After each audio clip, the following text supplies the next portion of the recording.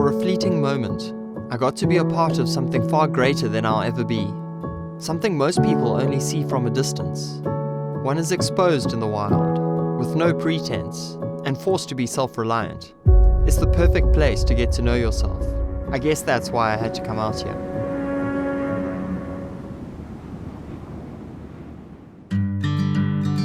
When the unimaginable happens, you realize anything is possible. I've made a career out of the unimaginable. I've hitchhiked across Africa, I've helped overdosing drug addicts, lectured in Princeton, even joked with swingers while they have sex. All that in the name of work. I mean, what is the progression from there? Hugging the southern tip of Africa is a mountain range that has somehow gone largely unnoticed. It is home to the smallest, most diverse, and most endangered floral kingdom in the world. Few people realize that its numerous sections are a part of the same range due to its diversity. It also used to be the foothills to the Falklands Plateau that once stood higher than Everest, before it all eroded into the sea and only the toughest rock remained. This is known as the Cape Fold mountain range. To date, no one has traversed its entire length, and since I consider this my backyard, I thought what a better way to get to know my land than to piece it all together. If all goes as planned, this will guide me 1,136 kilometers from the northern tip in the Cederberg to Grondal in the east, covering 46,000 meters of elevation, self-navigated, and largely without trail. Where there is road access, I'd have support from Marion to resupply, and friends Amant, Jared and Simon would join me for the opening stage. But beyond that, I would be alone.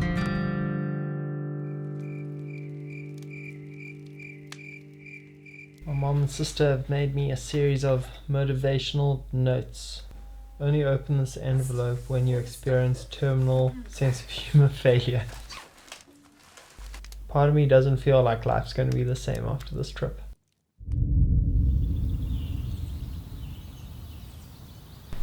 We've got Faith Open Charity just behind us over there, which is what we're going to need, I think, for a lot of this run. So this is it, the start of the Cape Fold. Oh, so it's just like a gate-to-gate run? Yeah, it's literally just gate to gate. Okay. So we'll start here and then like 1,200 k's that way, we'll like tag the other one.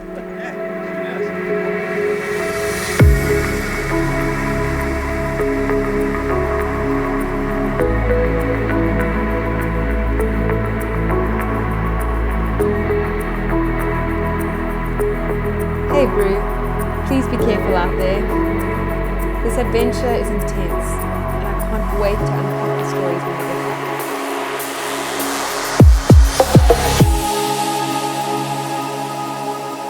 back. Coming in for the close of day one. Had our nice little hike. Day one, there's to 26.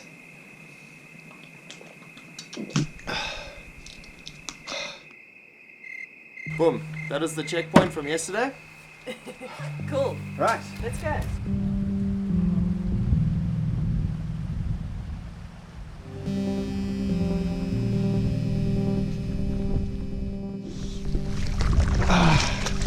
Fuck, that's cold.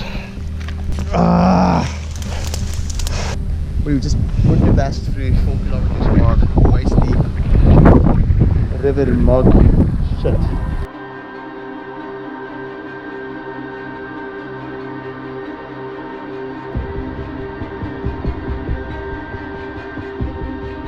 This trip's about to get a lot more lonely.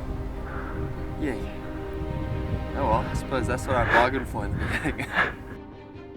Throughout my life I've been going away, to prove something to myself, but also to bring something home.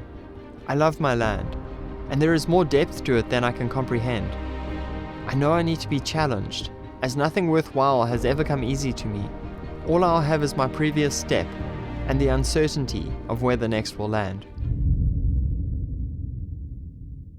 I've just fallen it. I need to make a decision now if I'm going to stay down here or go up. It looks like the weather's quite bad. And coming in as well. I also don't know how fast I can move now. This left foot is...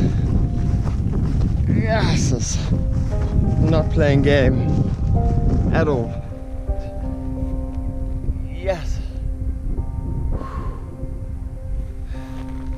Also no reception up here. So I'm pretty much stuffed.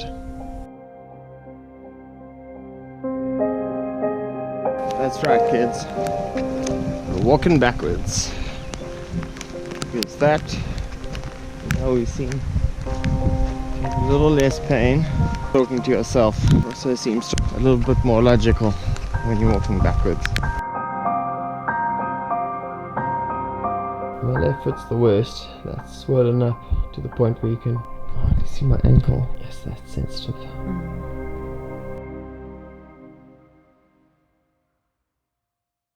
I'm getting a different diagnosis every day at the moment, but tenosynovitis is what I've apparently got. Inflammation around the tendons that run up the front of my legs that are responsible for lifting, dropping my feet. Originally it was a plantar fascia thing. The pair of shoes I was wearing had a 2mm drop less what I was used to. So I'm back into my old school Sportivas now. I have 1500 kilometers in them and 0 grip left, and I'm walking along exceptionally slippery muddy roads. I find if I lean very far forward like a geriatric, then it helps a bit. If I could find a Zimmer frame, it'd probably be perfect, and then I could just like shuffle, and which leads us here, which is one of our highest summits en route, which is currently covered in snow, and there's a storm coming in, which is going to bring more snow, and it's just taken me 25 minutes to walk the first 2.5 k's through the farm. So we've got a fucking hard day ahead of us.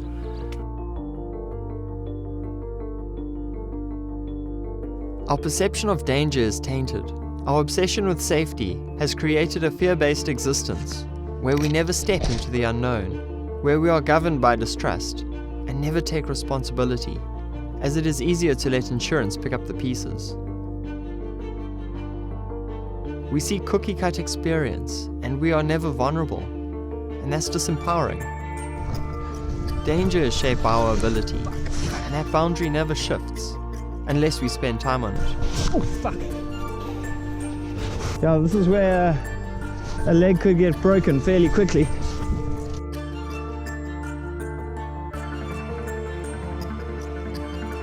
I can't feel my hands. I'm just trying to move to keep warm.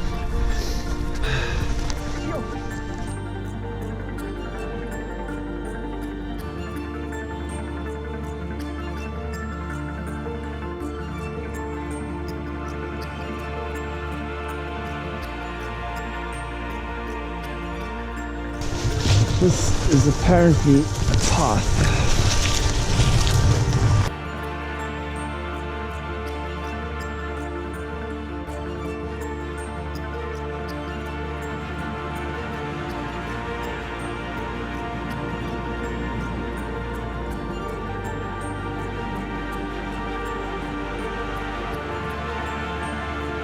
If you happen to be going through a rough time on this momentous run, my little bit of encouragement is the pride that those who are no longer on earth with us can see in you. I love how you're maxing out your potential as a human. You are so much stronger than we realize. Strength, my son. March on. We have bagged almost 22 peaks. We down climbed the most epic wall you can imagine. There are always surprises. Always surprises in the Langeberg. My very dearest Danes, you are brave, and at times this is part of my fear. I've yet to meet someone who pushes their body and emotional state to persevere through the hard, painful times, and I admire this quality of determination and dedication that you possess. Love you, China, Mom. Now we need to climb that bad boy and then follow that ridge line all the way down to that peak in the distance. Today there's no water en route, so I'm carrying 4 liters of water. There's also no road access, so I have to bivvy outdoors for the night. So I've got a pretty heavy backpack and a hang of a lot of climbing to do. Woo. Yeah, things are catching up with us. If you look down there, you get a pretty good idea of where we've come from.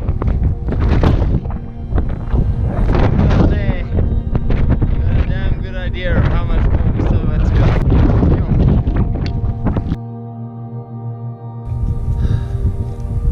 23 k's, we've been on the road for 11 hours now. It's the last 500 mils of water I've got until I find a river.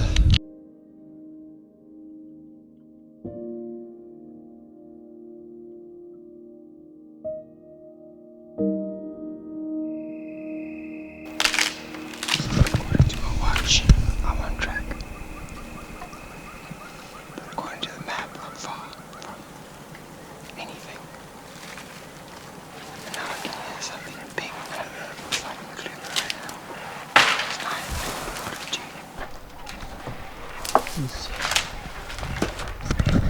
Quickly become one of the most terrifying nights of my life.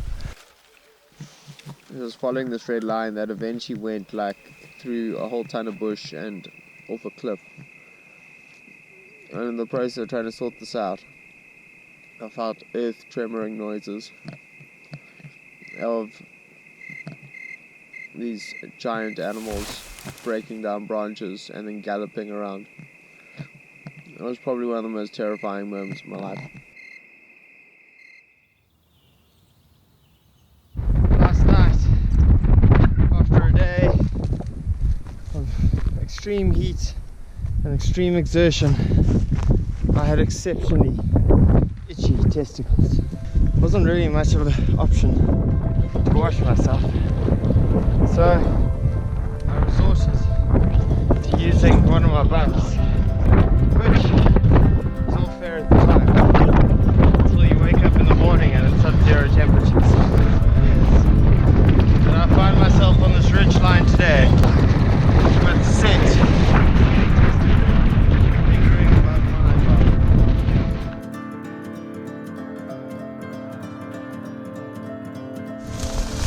Here we go. Here we go. They made us.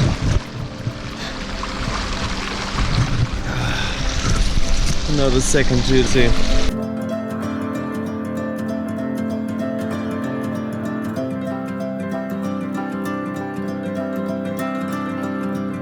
Listen to that.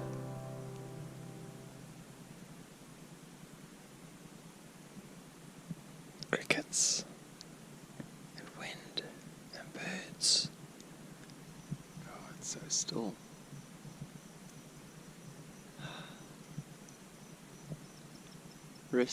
Rest moments don't really get much better than this.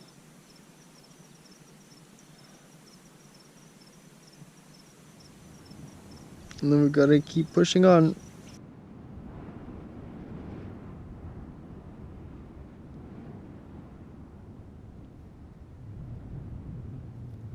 Today we're having a celebratory date because on the map there is zero path here, and I took a hunch and here it is. We're on a frickin' path, which means, touch rock and wood, that we got an easy trip all the way home. Hopefully that means we're not running out of food. Hopefully that means that we're finishing before dark, and at the end of today I might even have a sense of humor that's still intact. This is the last little piece of ridge line that we are going to do in the Cape Fold Mountains. That's right.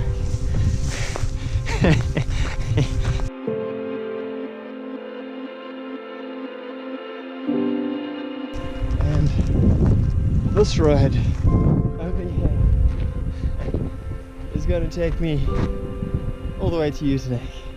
This is the final stretch home. Damn, it feels good. I've realized we don't have to go far to have a rich experience, and the things closest to us are the easiest to overlook. There is no such thing as fair in this world, but we get to choose how it affects us. It just requires taking a step into the unknown. Feels like there's not very much standing in my way. This is becoming a reality. It's funny, every now and again I just get flashes of what I imagine it's going to be like to finish.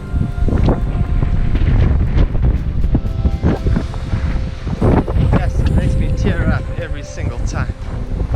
I still can't comprehend the distance that I've covered. It's been absolutely amazing.